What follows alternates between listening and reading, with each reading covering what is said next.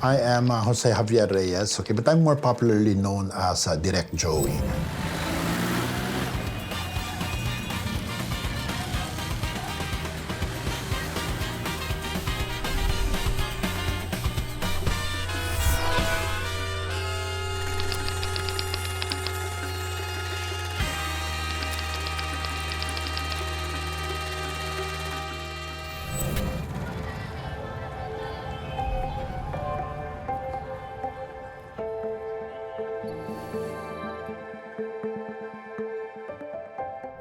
To begin with, films are not just mere stories. They are reflective of specific moments in the timeline of the political, the cultural, historical, and even the spiritual history of a country. What you see on television, what you watch in movies, what you read in novels, what you read in graphic novels, even in comics, they're all reflective of the time. They're all reflective of Filipinos at any given moment of politics and history. And that is why the stories you tell reflect who you are and the kind of life you're living at any given moment in cultural history. That's why it's very important to see that movies, media content, they're cultural artifacts. There are so many films which tend to depict the positive and the negative side, okay, of this whole dynamic. All the OFW films, okay, all the OFW films like lately. Vice Ganda did and The Breadwinner is. Years ago, I did a film following the same pattern, which is Katas ng Saudi. Okay? It's all about the OFW coming home to find out that he has no more money. Okay? He has no money, he has no savings. Why? Sakripisyo sa pamilya. Dahil sa pagmamahal ng pamilya. I give up. That's crazy. Okay? That's crazy. It does not lead to the advancements of the individual. And what does that show about the family? Di ba? Another example, movies like Rory Quintos's Anak, hindi ba? Of Vilma Santos coming home with children who are no longer appreciative of the sacrifices done by the mother who was an OFW. And yet we call them the bagong bayani. Hindi ba? Is that what bayani means? Is that what heroism means? To sacrifice the nuclear family and to have the idea of sakripisyo as the ultimate measure of the goodness of a person? I don't think so.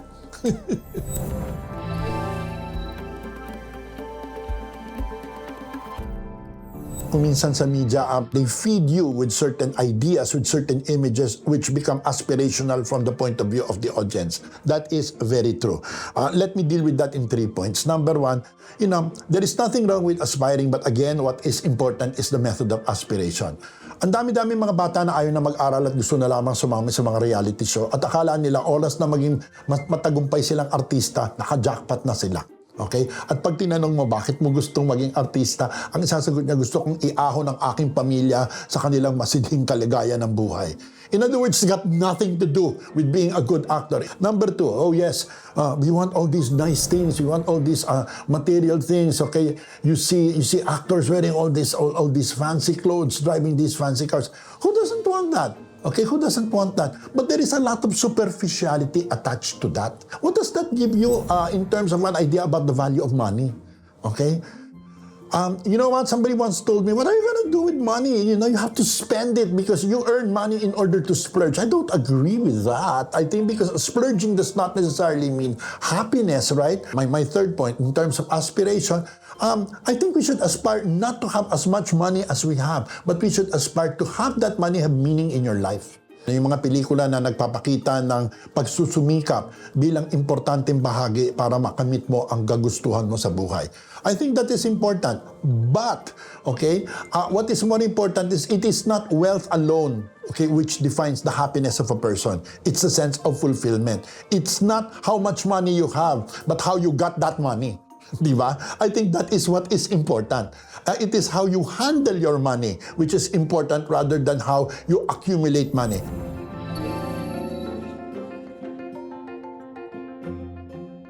There is nothing wrong with being ambitious. As a matter of fact, ambition is very important, but there is such a thing as being responsible. Okay? And I've always told my students that when you get something too fast, most likely you're going to lose it faster. Okay? Part of the whole idea of success is the struggle to get to where you want to go rather than just being there. Any form of shortcut would certainly have its repercussions. Careless loaning, okay, splurging without responsibility, and living beyond your lifestyle or living within your life's means, that's going to destroy you. Okay, after all, it is not the brand that you wear, it's the quality of the person who wears it which really matters in the end. I mean, every signature brand, every car that you ride, eventually the car will turn into rusty tin can, and clothes, regardless of where it came from, will become rag. But then, what is important is the person who used these things in order to define his life.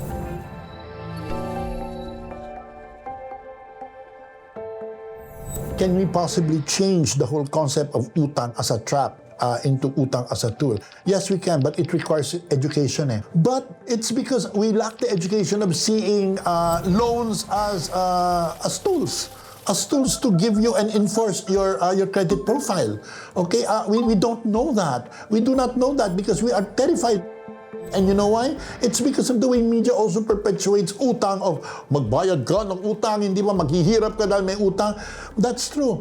And in the same manner to that, we must educate people about the responsibility of each time that you borrow money. I wish I could find a way of making utang look good and still be able to penetrate that through, okay, to my audience. How can I make utang look like it's a tool for financial stability, a tool for being able to maximize whatever resources you have? There is a way. But then it has to be done in a manner which is understood by the people. I wish that the banking system would be able to come up with more materials to educate its clients about the value and the flexibility and even the utility of loans. We're too much engrossed with love. Okay, and love has got nothing to do with interests. Okay, aside from interest in love. Okay, we don't have, do we have films which talk about the banking system? Do we have films talking about the instruments that can be found in a bank? Do we have films talking about what it means to save money and what is the difference between a time deposit, a savings deposit, hindi ba, etc., etc.? No, we don't. No, we don't. And why? Because producers feel that when you include such materials in a film, people will not understand it.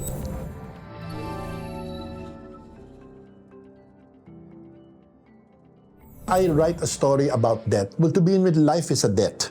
Okay, we owe our lives, okay, to a greater power rather than merely biological circumstances. The very fact that we are here, we are actually paying a debt. Our life has to have meaning in the same manner that each time you make a loan, you make sure that what you borrow will eventually have meaning and will define something much greater than just easy access. I think if I should write a story, it's about the value of debt. I think if I should write a story, it's about the value of debt and what you do with it. Hindi yung halaga ng inutang ang importante. Mas mahalaga kung ano yung dahilan kung bakit ka umutang at higit sa lahat kung papaano mo binayaran ang iyong utang. Doon mo nabibigyan ng kahalagahan yung proseso ng pag-uutang.